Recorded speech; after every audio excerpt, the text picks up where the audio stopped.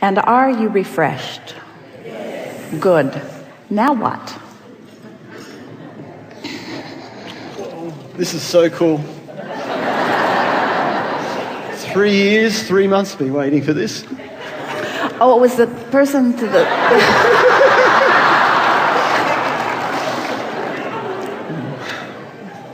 We finally get to talk in front of an audience. Thank you. Thank you. First question is about the art of letting go. You have said, and I quote you, the longer we live, the more we find to fuss and worry about. And Esther's friend Louise Hay has written books to relate illnesses to emotions and that's going on in the body. And so as we tend to get older, we find aches and pains in the body. You get a pain in the knee, or eyesight grows dim, hearing, whatever it is. And that relates, I guess, to what, Abraham, you say about the longer we live, the more we find to fuss and worry about. And that relates to the body functions and things that go on. So it is a manifestation that matches your grid, doesn't it? If you just start with the premise that for whatever reason you've practiced yourself into a habit of vibrational offering, and that law of attraction is matching it, then that all makes perfect sense, doesn't it? It does. So what are you asking about letting go? Letting go, because if someone has got multiple aches and pains or diseases in the body, does that mean they're carrying multiple vibrations of different subjects that have been accruing and annoying them all their life? We'll come back to that. So hold that and speak it to us just like that again if we don't answer it in this next run. But where we want to begin is if you are offering vibration and law of attraction is responding to the vibration, and the manifestation that you are receiving is evidence of the vibration you're offering, then it helps you to understand, once you understand all of these laws, why you're getting what you're getting. So we have a question for you relative to the idea of letting go. Do you believe or understand that if you are awake, that you are offering a vibration? May I ask, are we offering one vibration or multiple vibrations? You're offering a synthesis of vibrations. But the thing is, whatever is dominantly active within you, law of attraction just does not allow a whole lot of different vibrations going on at the same time. Now, you could be moving a bit from one to the other. In other words, as you observe one person, you could be offering one vibration, and as you observe another. But law of attraction is even managing that pretty well. In other words, you don't have a lot of diversity in your vibration. So we'll come back to our question. Do you understand that if you are awake, that you are offering a vibration? Yes. You cannot turn it off. So how would one let go? If your vibration is always on, if your point of attraction is always active, and it is, and law of attraction is always responding to what that active vibration is, how would you let go of a vibration? How do you let go if the vibration is always on? By distraction, by changing the vibration? Precisely, yeah. By focusing someplace else. So what letting go really means is letting go of resistance. And letting go of resistance causes the vibration to naturally raise. But there's a piece in this. We're going to go to a new place, and you're really going to enjoy this because we really are taking thought to a place that it has not been before. We so are appreciating this analogy of the vortex, and we are really appreciating this analogy of the grid because it makes it possible for us to easily go to this new place.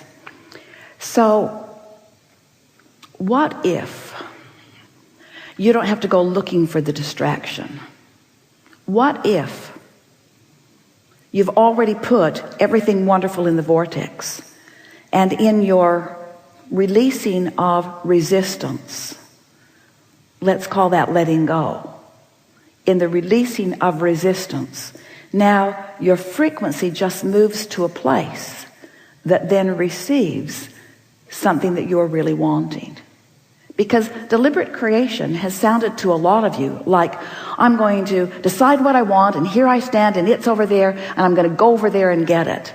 And we say, what creation really is deciding what you want, deciding a lot of things that you want, and then letting go of the resistance, and in doing so, allowing all that you've asked for to then come to you. And it would, you know, if you weren't doing that thing that you're doing that is keeping it from coming.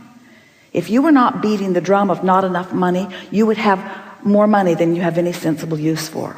If you were not chronically beating the drum that you do not have enough, money could not possibly stay away from you, because you've been asking for it and asking for it and asking for it. So how do you let go of those patterns and habits of thought? If a train's going 100 miles an hour in that direction, and you would like to go 100 miles an hour in that direction, you don't want it to happen suddenly. You really don't. So the train's going to slow down, and then the train's going to speed back up. And it's a similar way with thoughts. So do you accept that law of attraction is responding to your vibration at all times? Absolutely. And do you understand? Oh, let's go here. This is good. So when you get hold of a thought and you focus on it, oh, you're really going to like this. And then law of attraction responds to that vibration that you've got going on. What happens momentum wise? You observe it, and as I observe it, or we observe it, then we offer it vibrationally, then law of attraction matches it up with more. So snowballs. So the momentum becomes more and more and more and more and more. Yeah. We've been offering an analogy for a few years. It was a pre-discussion to the idea of a focus wheel process. And we said, remember the merry-go-round that is on the playground, and other kids are on it, and they are spinning it very fast, and you want to get on, but it's going so fast that when you try to get on, it just knocks you off in the bushes. Well, now we want to alter that analogy, and we want you to think of yourself somehow, some way. You practiced yourself, maybe through meditation, maybe through listening to music, maybe through making lists of positive aspects, but you have managed to accomplish, for now, just for now, this high frequency vibration. You're feeling good, and there you are. And because you care about the way you feel, you keep commenting on this high good feeling, whatever it is. And because you stay focused upon it, then law of attraction brings you more. 17 seconds on any subject will bring more like it, and another 17 and another 17. Once you cross the 68-second point, you have some very good momentum going. Now, most people don't allow that to happen. Most people, well before the 68 seconds, introduce some resistant vibration, and so they don't allow the vibration to get going very fast. But if you manage to allow your vibration to go for a period of 68 seconds without contradiction, now you've got very fast moving momentum going. So now you have this fast momentum going. And let's say that some former problem, like a troublesome, worrisome mother, would be thinking about calling you, she wouldn't be able to think about calling you. In other words, your vibrational frequency would disallow her from getting on your wheel. But what if you woke up that morning and you were ornery about something? So your momentum is not in this good feeling place, it's in a less good feeling place. But nevertheless, there you are. So you think about that, and then law of attraction brings you something else, and you think about that, and law of attraction brings you something else.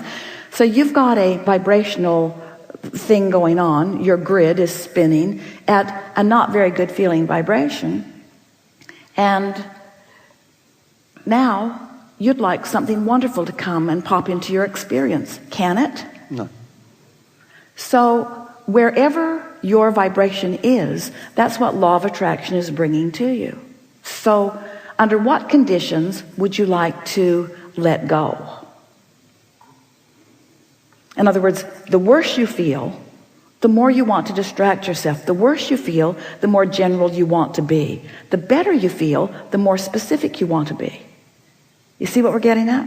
Because when you get specific, no matter whether you're in a high-flying, good-feeling place or in a low-feeling, bad-feeling place, the more specifics that you add to it, the faster your momentum. And the faster the momentum, the stronger the point of attraction. Is that making sense to you? It kind of is. So when you're feeling in this bad spot, or and you're circulating, as you put it, the way you let go is by backing away from the specifics. You can't let go all at once. There's momentum that's already got hold of you. And the momentum that's already got hold of you is bringing you other things that match it. It's sort of like you say, I don't want to think about this thing that I'm thinking about, but I'm thinking about this thing that I don't want to think about, but I'm still thinking about this thing that I don't want to think about. And the more you don't want to think about it, the more you're thinking about it, because the law of attraction is yielding more of it to you. In other words, your grid is filling in wherever you are. So when someone talks about letting go, what we really mean by that is just becoming more general, because you can't really let go. Law of attraction won't let you let go.